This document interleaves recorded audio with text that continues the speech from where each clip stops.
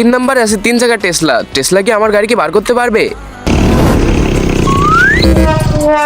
4 নম্বরে আছে Suzuki Maruti. Suzuki Maruti Honda সিটিকে কাদার মধ্যে থেকে বার করে হিরো হতে পারবে?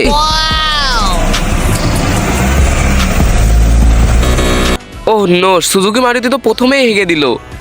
সর্বশেষে আছে ট্রাক্টর। যদি এও বের করতে না পারে তাহলে বিনা লাইকে চলে যাবেন।